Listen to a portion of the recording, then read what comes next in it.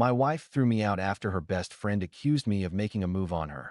5 months later, the friend confessed she was jealous. I handed over divorce papers, and she broke down. Never thought I'd be writing one of these. But here I am at my brother's place at 2 a.m., can't sleep, trying to piece together how my life fell apart in under 24 hours. I'm 34, work in cybersecurity, and until yesterday, I thought my marriage was solid. My wife Jo is 32, physical therapist. We've been together 9 years, married for 6. No kids yet. We were planning to start trying once her student loans were more manageable.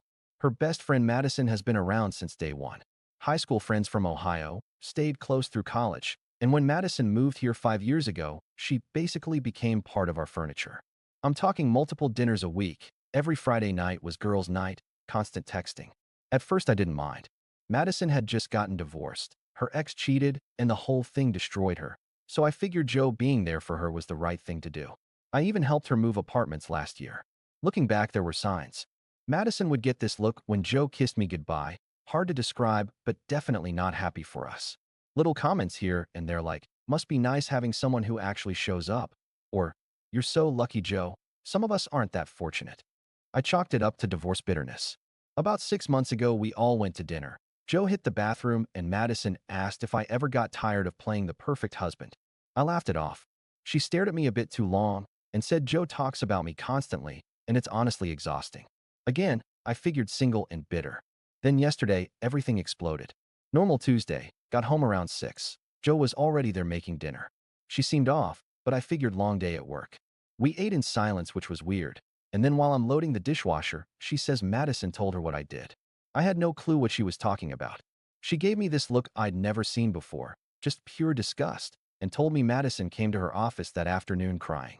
According to Madison, I'd made a move on her 2 weeks ago when Jo worked late.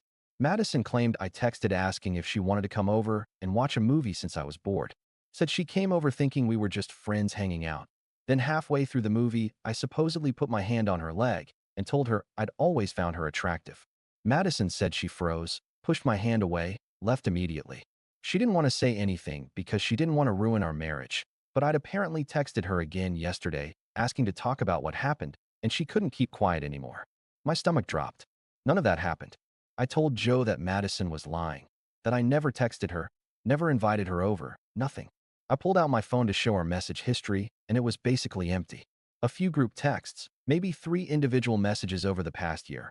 All boring stuff like telling Jo I'm running late. Jo wouldn't even look at my phone. She said Madison showed her screenshots of texts I supposedly sent from a different number.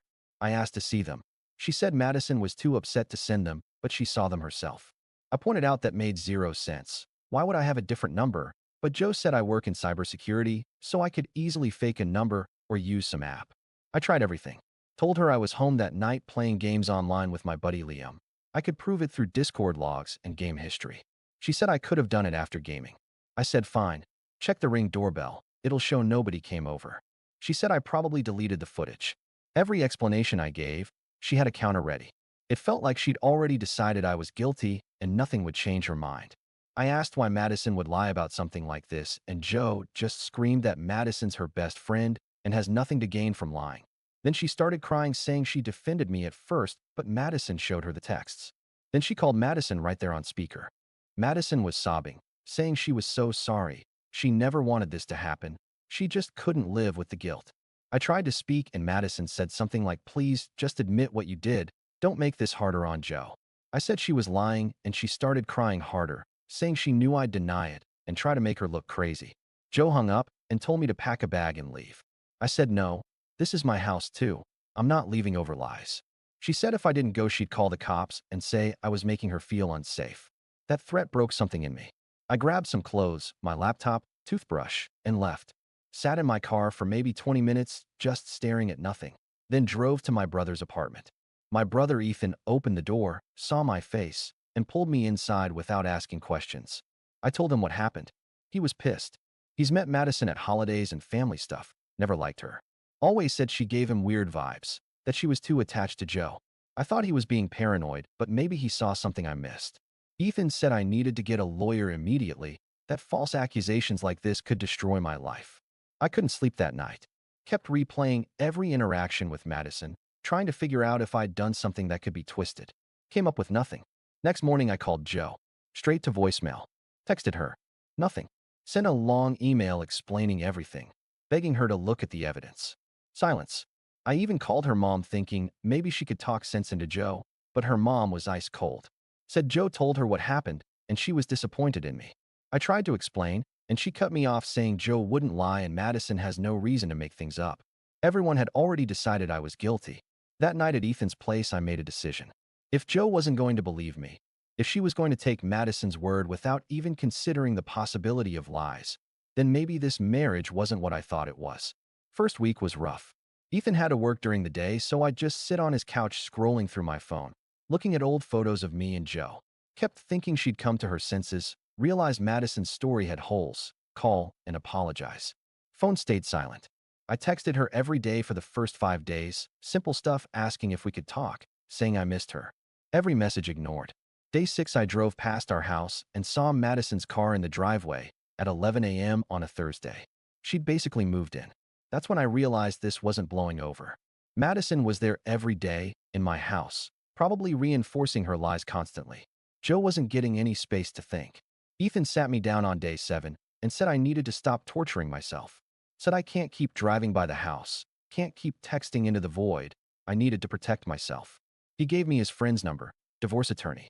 I stared at that contact for 2 hours before calling. Attorney's name was Richard, maybe mid-50s, handled hundreds of divorces. Met at his office the next morning.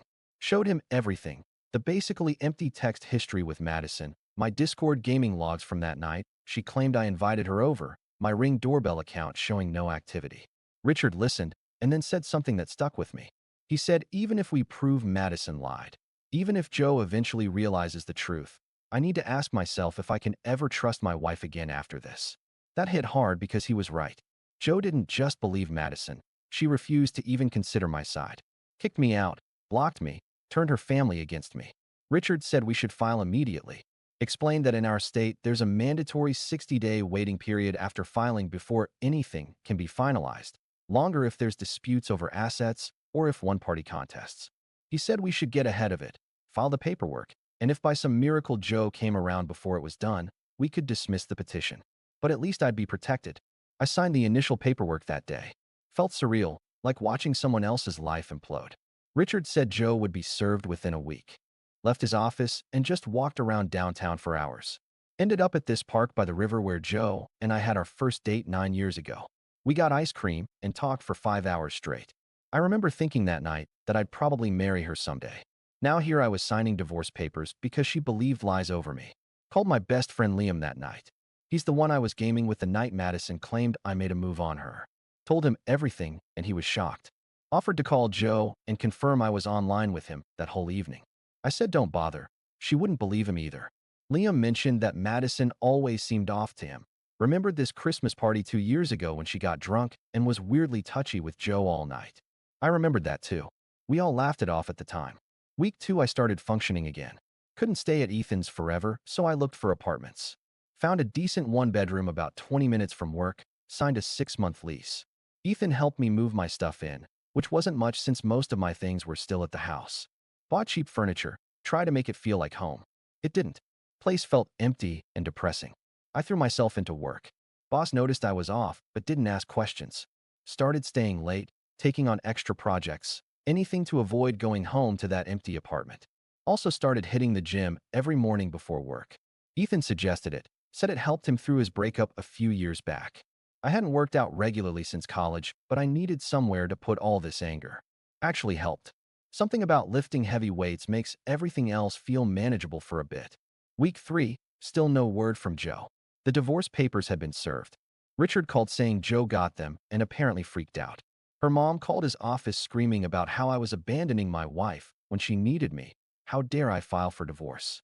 Richard calmly explained that her daughter kicked me out over false accusations and refused all contact. Her mom hung up on him.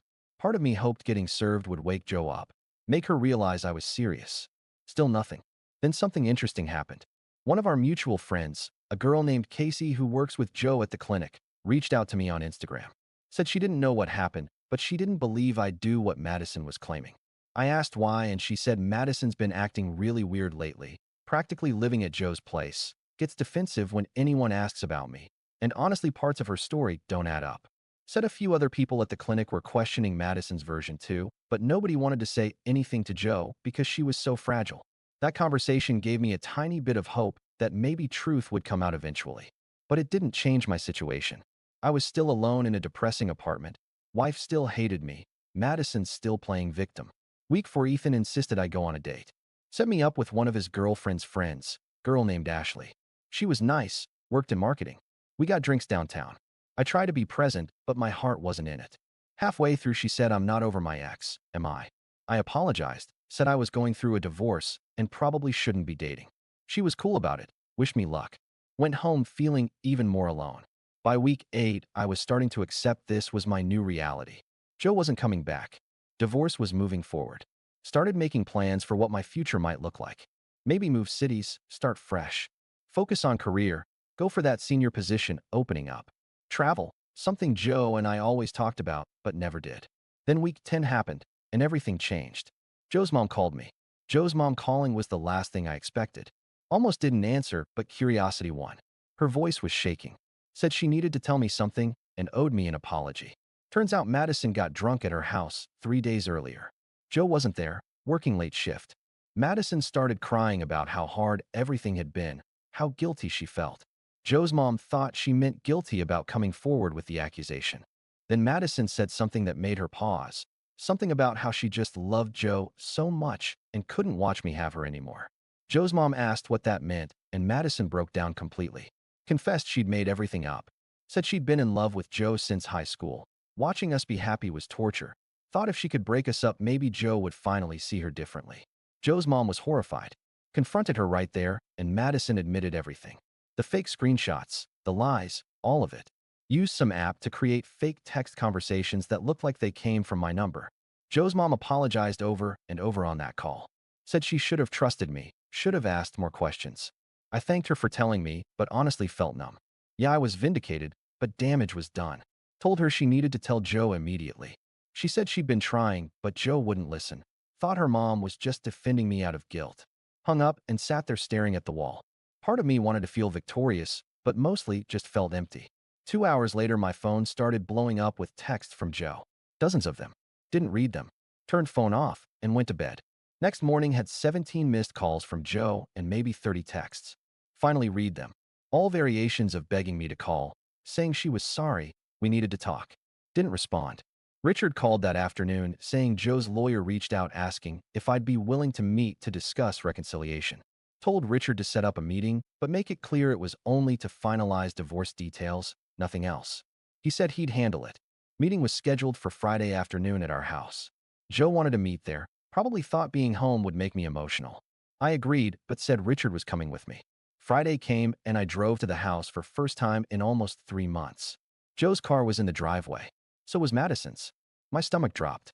Called Richard, told him Madison was there. He said wait, he'd handle it. We walked in together. Joe was on the couch crying. Madison was standing behind her with a hand on Joe's shoulder. The audacity.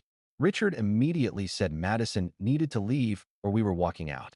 Joe looked confused, said Madison was there to apologize too. I almost laughed. Madison started to say something, but Richard cut her off. Said her presence was inappropriate, and I had no interest in anything she had to say. Madison's face went red. She looked at Joe expecting backup, but Joe just sat there. Madison grabbed her purse and headed for the door, but as she passed me, she said under her breath that I'd ruined everything. That's when I saw it click for Joe. Her face went from confusion to shock to disgust in real time. She stood up and asked Madison what that meant. Madison froze, turned around, and you could see her trying to figure out how to backtrack. Too late. Joe walked over and said her mom told her what Madison said about being in love with her, that she didn't want to believe it, but the way Madison just looked at me made it obvious. Madison started crying, tried to grab Joe's hands. Said she did this for them, that I was keeping Joe from seeing what they could have together. Joe stepped back like she'd been hit. Told Madison to get out. Madison refused, started rambling about how she'd loved Joe since they were 16, waited all this time, destroyed her own marriage because she couldn't stop thinking about Joe. Then Joe married me, and she had to watch us together every single day. Joe was shaking, screamed at Madison to get out. Madison tried to hug her. Joe shoved her away, and Madison stumbled backward into the coffee table. She got up, mascara everywhere, looked at both of us with pure hatred before finally leaving. Door slammed. House went silent. Joe collapsed onto the couch sobbing. Looked at me and kept saying she was so sorry. I didn't move. Just stood there looking at this woman who was technically still my wife, but felt like a complete stranger. Richard pulled the divorce papers from his briefcase and set them on the coffee table. Joe saw them and started crying harder. Begged me not to do this, said we could fix it. She'd do anything. I finally spoke. Told her she threw me out of my own home, believed someone else over me without real evidence, turned her family against me. Wouldn't listen when I begged her to hear my side. She kept saying sorry, that she made a terrible mistake, that Madison manipulated her. I looked at Richard and he nodded.